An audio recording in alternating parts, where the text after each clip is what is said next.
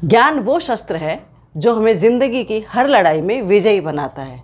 इसी ज्ञान और शिक्षा के बल पर चाणक्य ने नंद वंश का नाश किया था और मौर्य वंश की स्थापना की थी। हुआ क्या था, एक बार नंद वंश के राजा धनानंद ने भरी सभा में चाणक्य का अपमान कर दिया था। तो चाणक्य ने क्रुद्ध होकर धनानंद से कहा कि धनानंद, शिक्षा और शिक्षक कभी साधारण नहीं होते। देखना, एक दिन मैं अपने इसी ज्ञान और शिक्षा के बल पर तुम्हारे वंश का नाश करूंगा। और यही हुआ। चाणक्य ने नंद वंश का नाश किया और चंद्रगुप्त मौर्य को राजा बनाया और मौर्य वंश की स्थापना की। तो ये है ज्ञान की शक्ति। तो ज्ञान जहाँ से मिले लेते रहिएगा।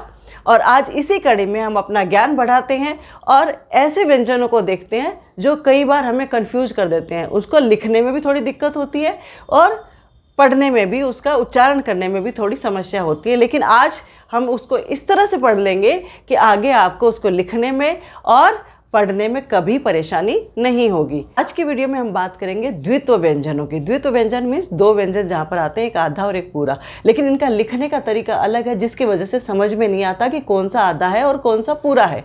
अब पहला देखिए ध।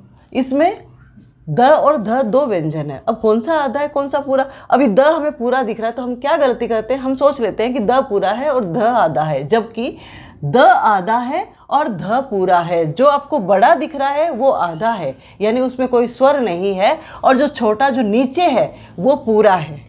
ठीक है, तो इसके उदाहरण है, देखिए, बुद्धि, शुद्ध और वृद्ध। यहाँ पे द आधा है, ध पूरा है। तो हम बुद्धि को कई बार ऐसे भी तो लिख देते हैं, ऐसे भी लिख सकते हैं, क्योंकि द आधा है और ध पूरा है। ठीक है, अब ऐसा ही है द्व। तो द्व में भी द हमें पूरा दिख रहा है, लेकिन ये पूरा नहीं है, ये स्वर रहित है। व जो है वो पूरा है, जैसे द हलंत और व मैंने यहाँ पे लिखा है।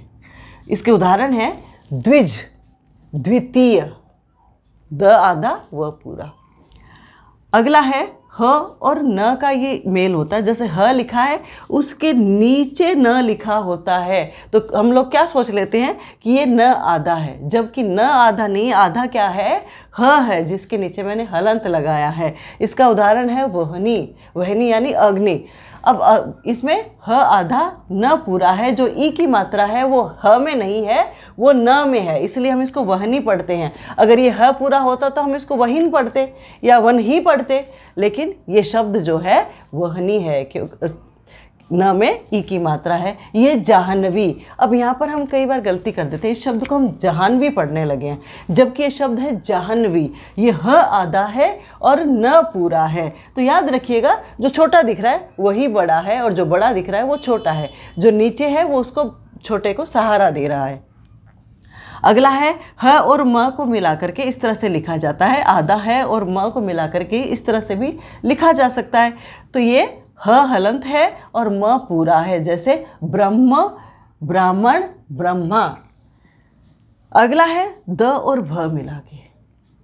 कभी भी कंफ्यूज मत होना कि द पूरा है और भ आधा है, जो नीचे है वो सहारा दे रहा है। तो द आधा है और भ पूरा है, जैसे उद्भव, सद्भाव। तो ये इसके उदाहरण हैं। तो इन शब्दों को द्वित्व व्यंजन कहा जाता है। और याद रखिएगा, जो नीचे है वो पूरा है, जो ऊपर है वो अधूरा है। तो ऐसे ही कुछ मज़ेदार वीडियोस के साथ, ऐसे ही कुछ ज्ञानवर्धक वीडियोस के साथ मिलते रहेंगे। तब तक जय हिंद, जय भारत।